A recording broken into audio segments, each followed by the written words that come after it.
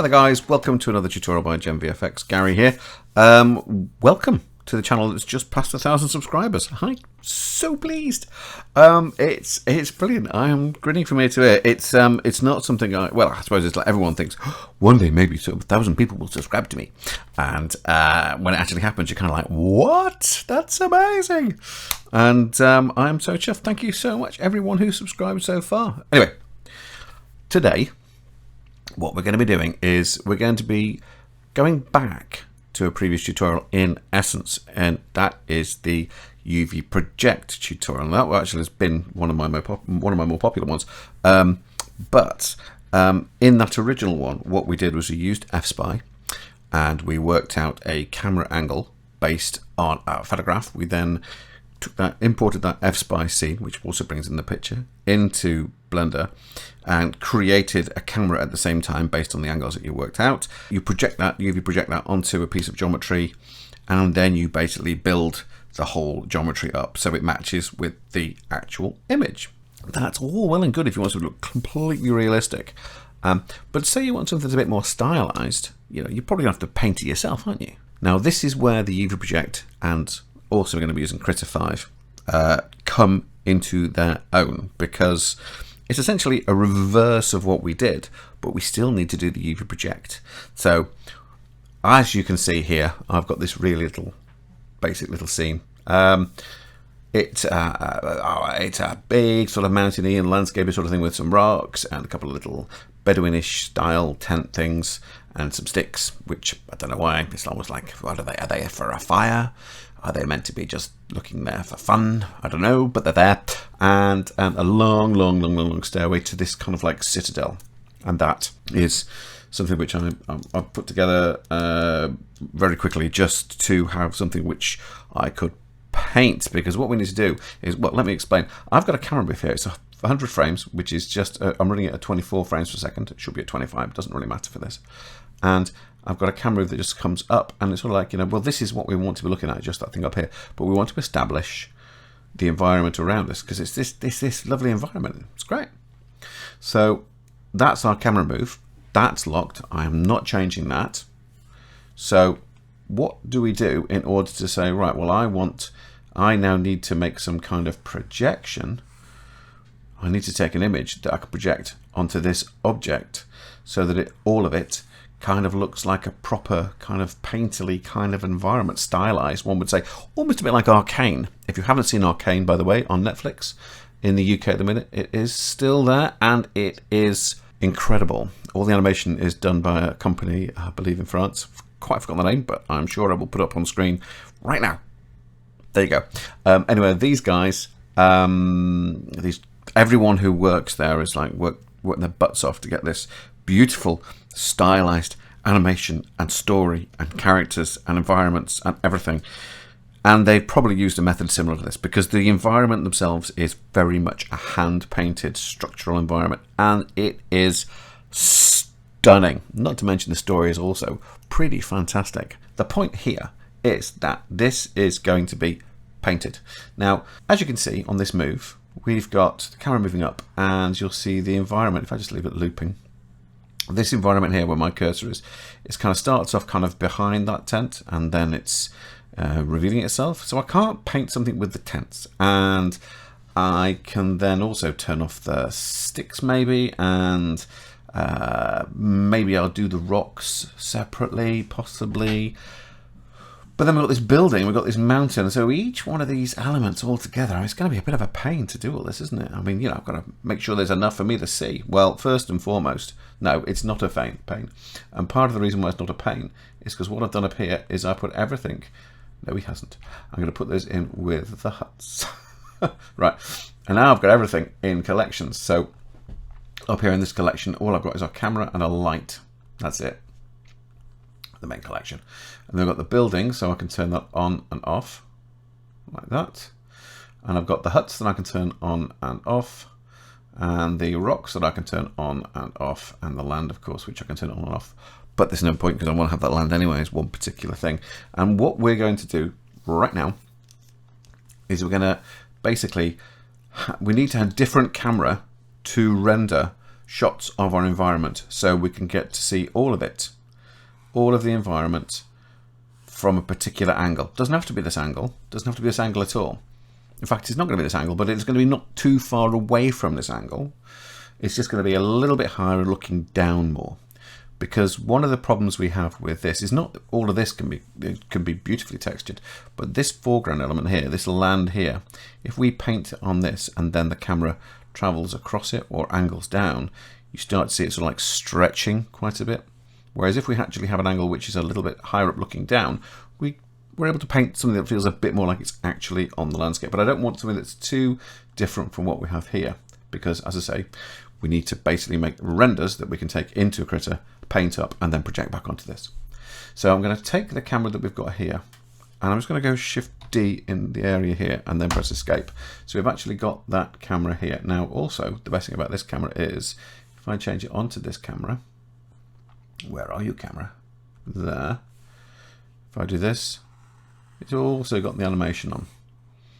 So what we are going to do is toggle back, toggle to this one, and let's go N to bring up all of this, and I'm going to delete the keyframes, and I'm going to delete the keyframes, and just to be sure that they're actually gone, I'm going to go to the animation panel. I'm just going to select the back ones and get rid of those as well. Goodbye. There you go.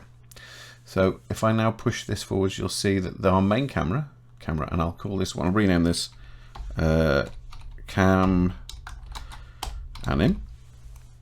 And it would be better, wouldn't it, if I could actually type? Always helps. Cam Anim. And I'm going to, this second camera, this is going to be Cam Paint. And again, if I could just spell. Oh dear. I've got an A-level in English. You'd never know it, would you? It was literature, of course. It wasn't the language one. So now we're looking down that's our animation camera. So that one's got the animation on it, which is great. And this here is our paint camera. So if I change to this paint camera, and what I'm going to do here is I'm going to press N in this window. I'll turn it off in that one for now. And I am going to go View, and I'm going to Camera to View, which basically means that this will, it makes the camera that we're in here now, it makes it controllable. So I can actually move this around, you see? As if we're looking down that camera, we're actually moving the camera all together. Now, what I'm going to do is I'm going to look at this and go, okay, right, well, I want this to be up and back a bit, just so we've got a little bit more of this. So if I pull this back, you can see it automatically passes into our landscape. It's traveling too low. So let's press G in here and lift this up. And let's lift it up to about there. Let's rotate this around. And I'm going to rotate it.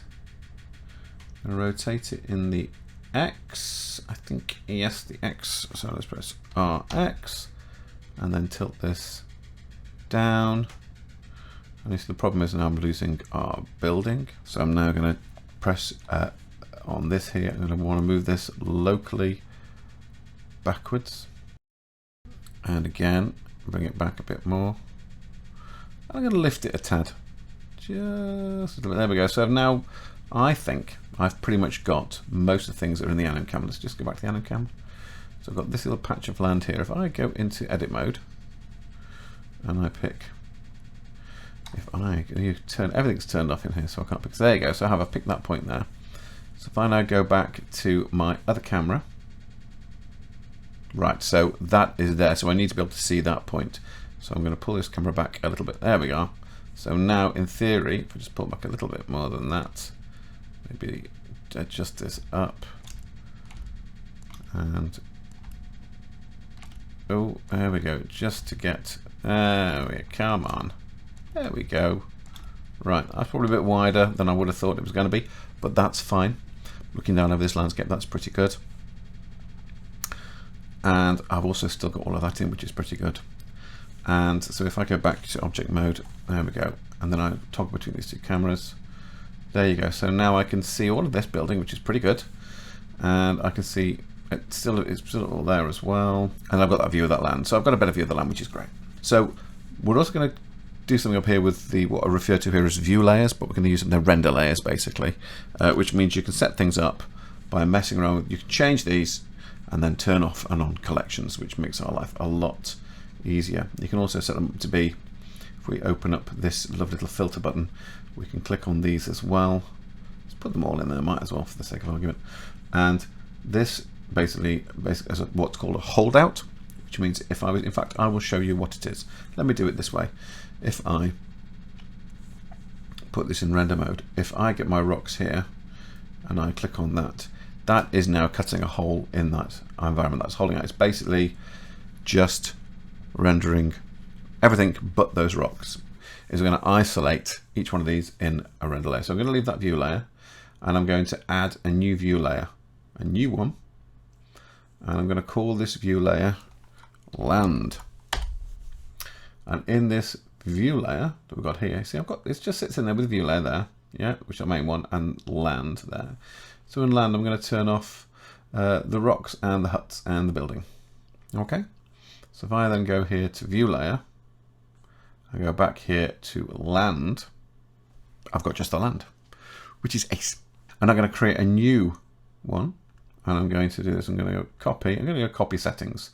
So essentially this one is land 2, and I'm going to call this building. So this is going to be my building. So I'm going to go right, I'll turn on the building and I'll turn off the land.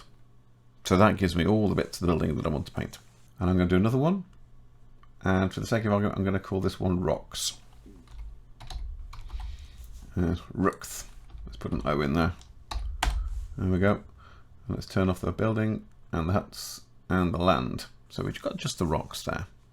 I mean, in theory, we could just texture this very, very simply with some sort of very basic shader. But I'm going to paint them. I'm going to paint them. Why not? And so now we have land, we have building, and we have rocks, which is good. Very, very good. Now, the whole of this sequence is going to be HD. So we're talking 1080p. In other words, 1920 pixels wide by 1080 high, standard HD. But if I'm moving a camera over the top of this environment, I would want the texture map for the environment to be higher than HD, because I want to be sure there's enough information. So we're going to render off a frame. In fact, we're going to render off the frames of this at a higher resolution. I'm just going to save this as it is. And I'm going to come back into our collection here. And this light, I'm just going to turn off casting shadows. That now has no shadows on it. All the shadows have been turned off on every single one, because they're you're kind of setting them not as like new shots. You are just adjusting what is there and what isn't there. It's as simple as that. So it's like for holdouts and things like that. It's good, but you know, there's definitely room for improvement. So now the lights are off. So our camera's done. We've moved it out to the position that we want. And now we need to set up this thing to render, which we've done.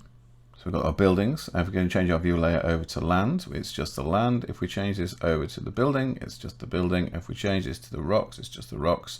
As I say, don't worry about the huts. We're going to do those with a very, very quick shaded material to make it look a bit like they've got some sort of like a patterning.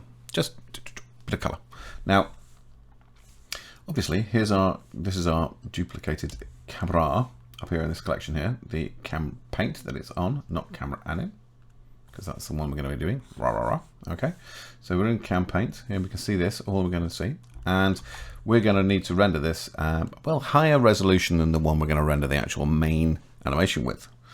So if we were to render it the same resolution, as we went in, you'd start to see pixels. So you need it to be bigger.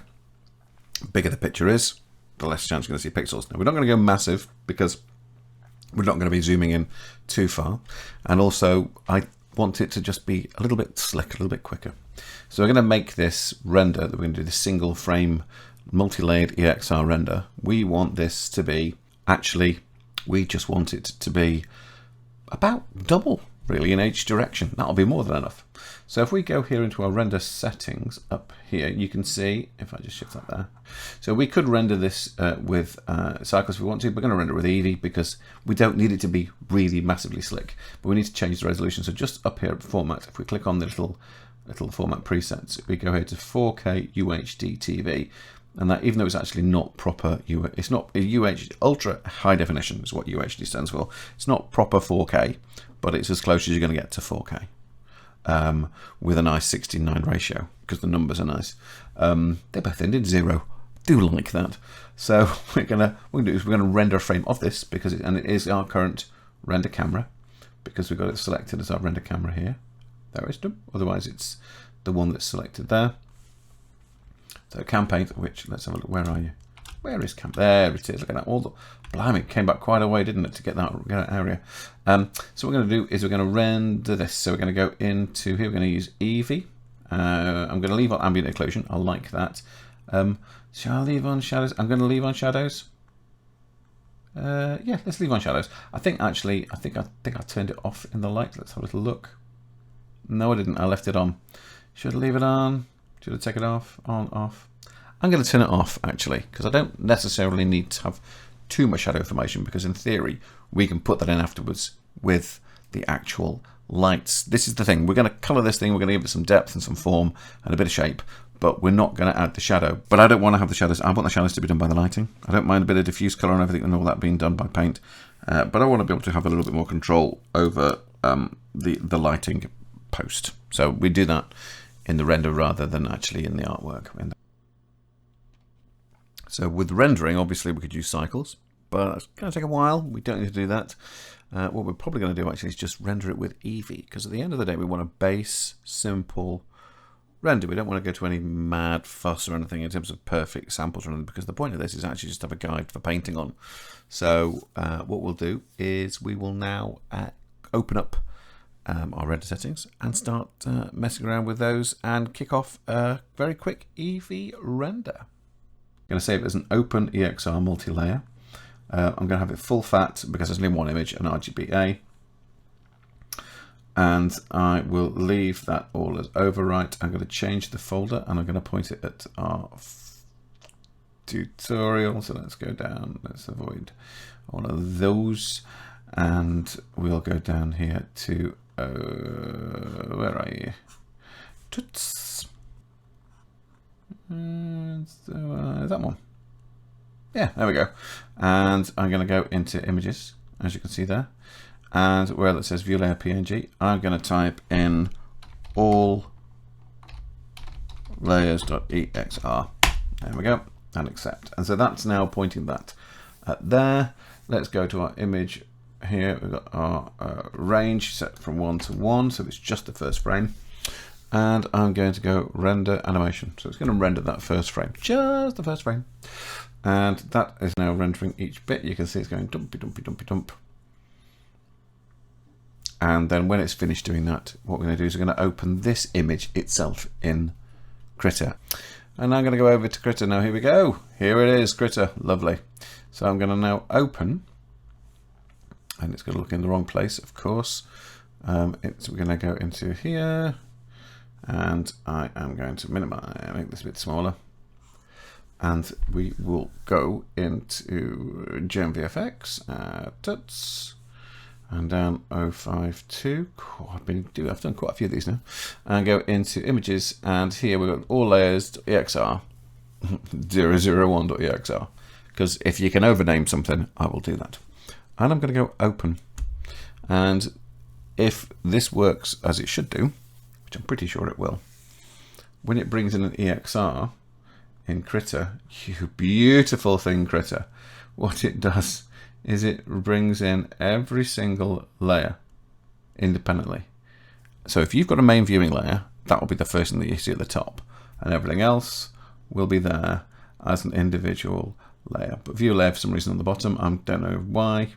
I don't care.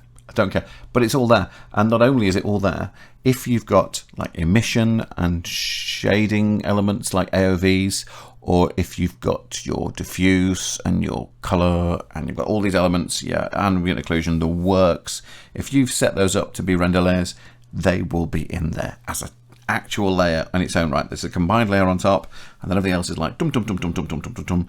You turn on and off what you want, it will, and it's just beautiful to be able to have an EXR just open like that. I just wish Photoshop did the same thing. Okay, so again, this might be a sped up, but right here I've got all this as these lovely EXRs. So I've got this land here. Oh, I've got to stop doing that. Press that to 5. So I've got this land. So if I just zoom in and track around, there we go. Let's turn off the rocks. I'm trying to do Blender shortcuts in Krita. That's not going to work, is it? So I'm going to pop this one open, this layer, because that's in there. I'm going to add a new layer above it by clicking the little cross there that opens up a paint layer. And I'm going to start by doing some deserty sort of painting. So I'm going to get myself this big roller, which is in here somewhere. There it is, just that. And let's get some deserty sand sort of colour.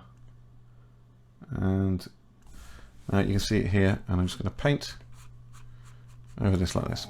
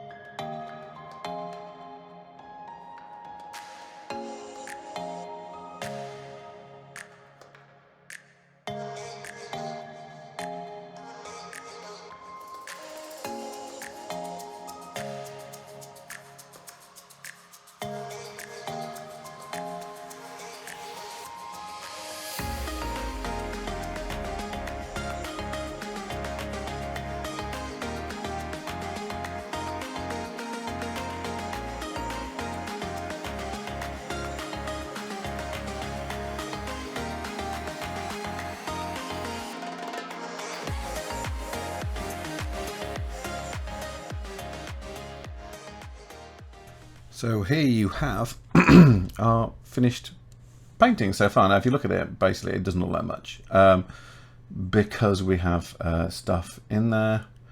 You can probably see if I turn off the viewing layer. There you go. We've got our painted kind of like strong dark reds and stuff in our sort of like citadel kind of thing. And this messy stuff all the way down here, which is going to be our stone walkway up.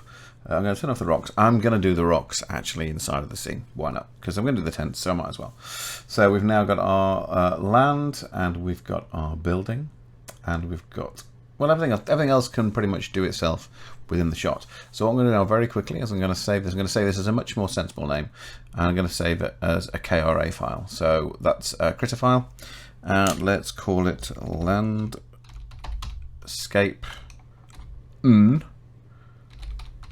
citadel, and I am going, that's now saving. And remember, this is actually as I said, it's the UHD plate, so it takes a little while. You can see it now saving down the bottom here, just there.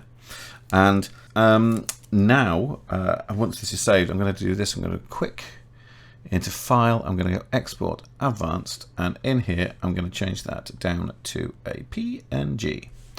And I'm gonna, it's obviously at the minute that's got everything in there, so I'm not going to do that. What am I doing? I'm going to turn off the building like this, and I'm going to go file, and I'm going to export advanced, and I'm going to save this one as a PNG, and I'm going to call this one land UVP because it's going to be UV projection .png, and that's what that'll do. And let's save it out as a slightly larger file than usual.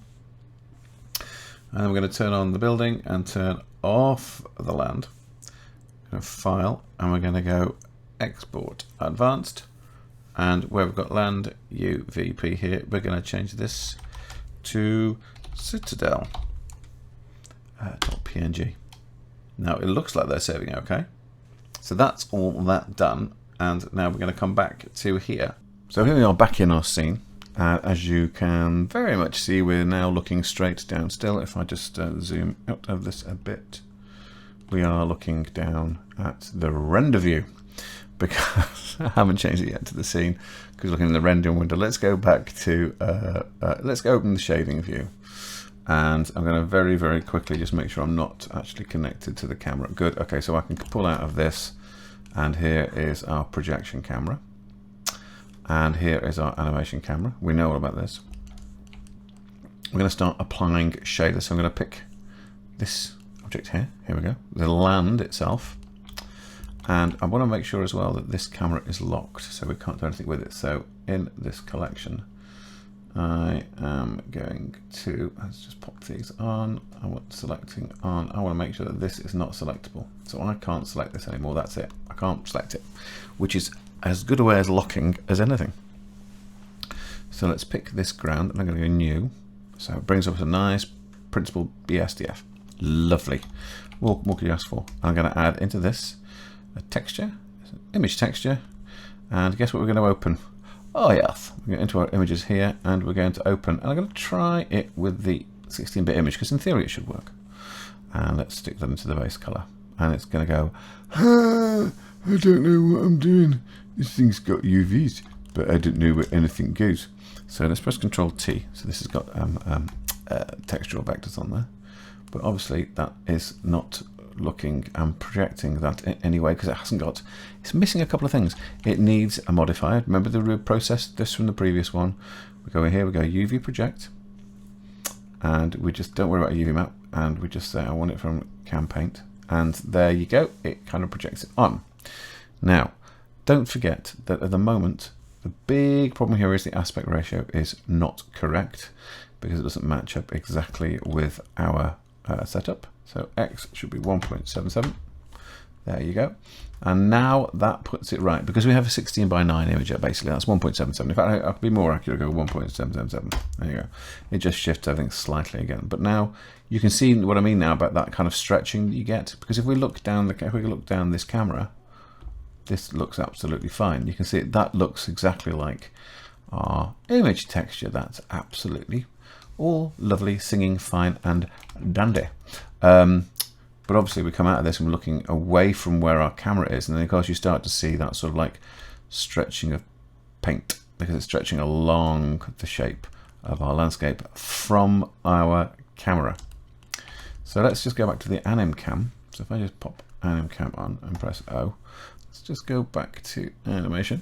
I've got, there we are. So you can see here, let's just move this across. We don't see that quite so much. You can see here that the bit of land that's just behind this ridge here, because we did it so the camera was seeing what's the other side of this ridge, that kind of lifts and drifts, and we see the environment kind of like change texturally. There's a little bit of this going on here. Might go into the texture and get rid of that.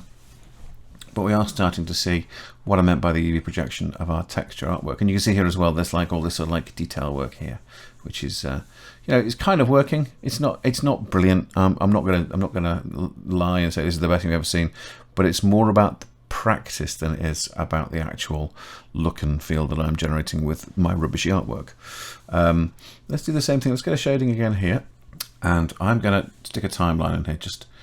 Just do this and set up a timeline. Come on, there we go. Shift F12, and now I can drag in here, and we can see it change if I just scale that down a bit more. There we are. Oh, I see what's, and that's why I wasn't here, because I'd set the render range to 1 to 1. That was what it was. So now it'll play back. There you go. So you can see that now. So let's pick our whole building there. All of this. The main build and the pillars and the stairs. I'm going to pick just the main build because we're just going to assign the same shaders to them all. So let's just do this, and let's call this building. In fact, let's call it building underscore mat. So do the same here.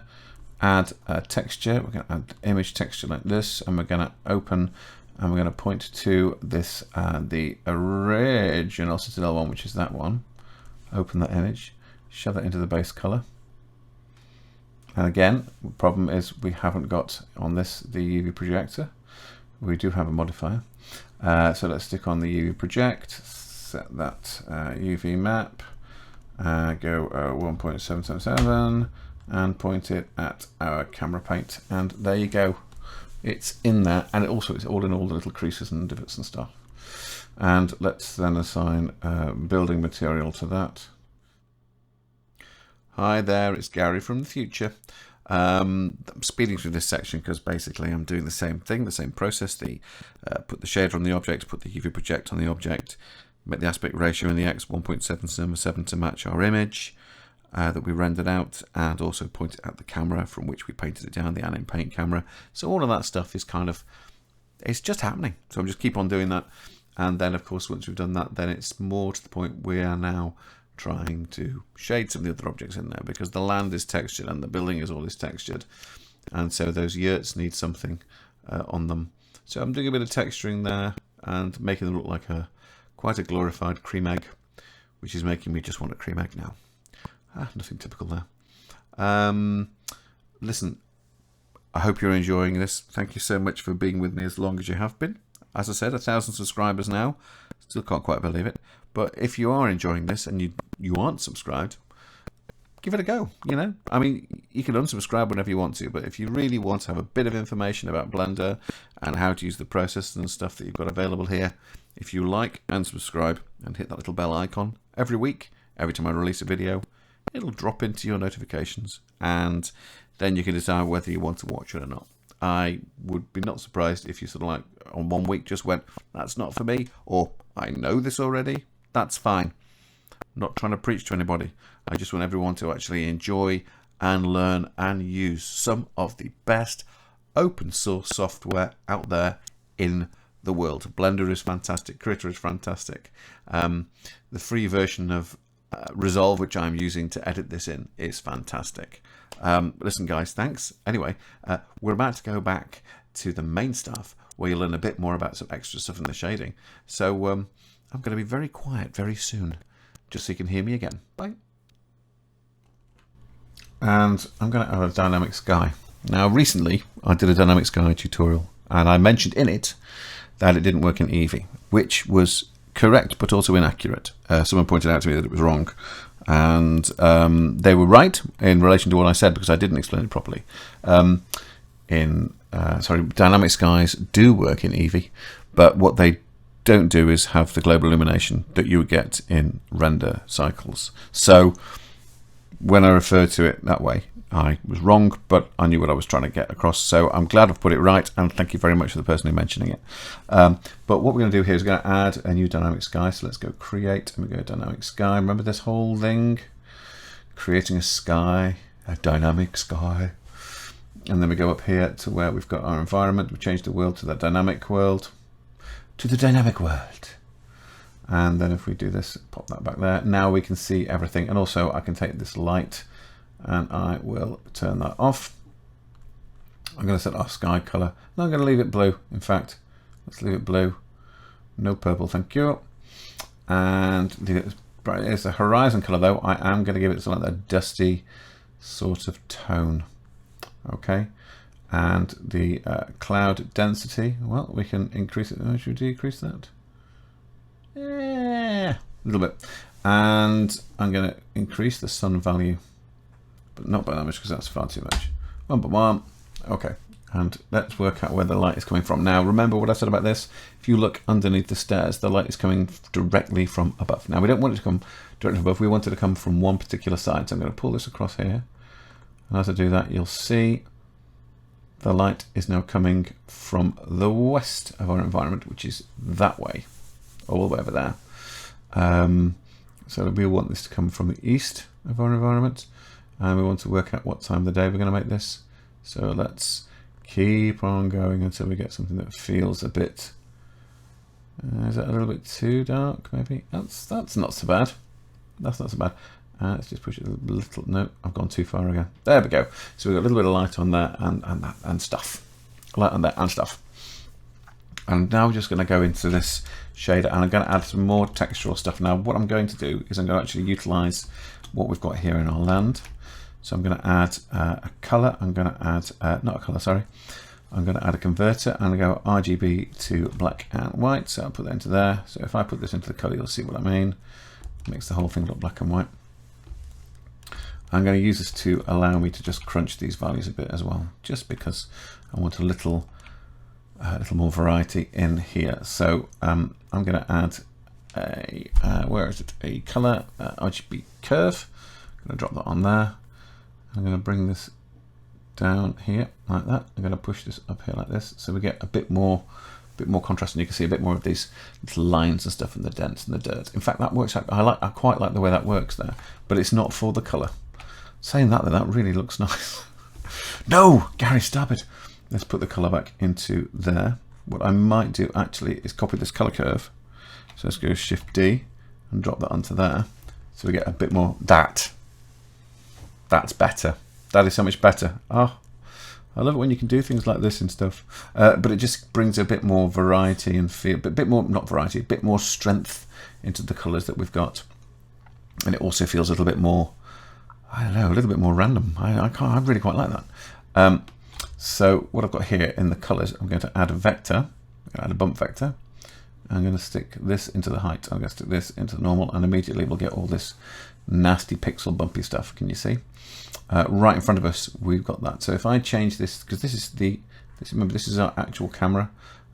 If I pick back and go onto our paint camera, you'll see that it looks great. It looks great because it's using exactly our pixels, the distance that they are from the camera. You can see, so they're all working really nicely with each other. And again, we've got that same, if you look at the previous tutorial we did to this, when I was talking about doing 3D planar moving of a camera with flat environments, you get that strength of height and stuff by using the textural nature of the paint. We're using that here. So from the original projection camera, we're that far away from it down here that you don't see pixels. But of course here you're going to start seeing pixels. So we're going to fracture those ever so slightly, just like we did with the paint one. I could of course change the camera move, but let's just add a little bit of noise into this. So let's go over here, and this is our textural mapping. Change that to texture. Makes no odds, but for some reason I feel happier with it being texture rather than point. Let's add a texture. We're going to add a noise. because noise is good, noisy good. And I'm going to add a converter, some vector mathematics, so that's there into there. And then we're going to add also some maths, just straightforward maths here and here. So I'm going to stick this value here that we're coming out of this one, because I want the height from this. So I'm going to put the factor from this into there, but I don't want very much of it, so I'm going to put 0.1, and I'm going to put this into here. So what that does, as you can see, is it goes all over the shop and makes the right pig's ear of the whole thing. So it's because that's an additive, and it's not meant to be, it's meant to be multiply. Thank you. So you can see how it's kind of really blowing around all of these textures all over the way up here. And the reason for that is because it's actually happening everywhere, absolutely everywhere, but you're not really noticing it so much here. It is still a little bit pixely, that, isn't it? I don't think I'm going to get around this. I think we're too far close. I think we're too close to it for it to not to have the right effect. I'll leave it in there anyway, because it does. You can see it does add a little bit of motion in. If I increase that detail maybe, and then reduce the roughness, or I increase the roughness. Ooh, did that really help? No, I don't think it did. Did it? No, let's add a little bit more distortion. There we go. That's better. So what you're getting is I'm distorting the pixels. If I set that to 0, look pixels, 0.01. We're not getting those pixels so much. And now let's have a little muck around with this shader, shall we? Because at the minute that's got no height on it at all. So let's just look at this. That's very, very flat, but you can see how the texture and nature all works. But there's also the shadowing and the lighting. It's kind of really helping the surfaces, really helping the surfaces. So it's Control T to put that there like this. Let's move that across over here. We're going to add a color, mix RGB curves, and we're going to add a converter, RGB to black and white. And let's stick this first of all into there, which just gives us a bit of a gray. And we're going to put this color into there, and we're going to put this into the color. So that gives us now a grayed version of our color map. So let's bring this up here so we get to see a bit more of the highlighty bits. Let's bring that even closer. Let's bring that to here. Is that really gonna bring? Ah, there we go. So we just want these little pickets and pockets. There we go. So I'm just crushing up. So I've got all of this detail that we kind of painted in the highlights. So that's coming back in over here. So we can use that for our bump, and also we can use it for our roughness. So at the same time, I'm going to go color. No, let's do this again. Converter. I always feel that a color ramp should be under color. It's like a mental block now. So let's drag that into there and put this into the roughness. Disconnect that. Let's just make this color a dark color for now so we can see what we're doing. And in the roughness, let me just zoom in here. What we need is these two colors basically to be the other way around. Like that. So we get reflection-y bits going on here where the lighting is also a little bit more weather beaten, a bit more knocked, which is what I wanted. And let's put this back now into the base color so we can see. It's just picking it up a bit more, and then let's shift up the metallic and the specular.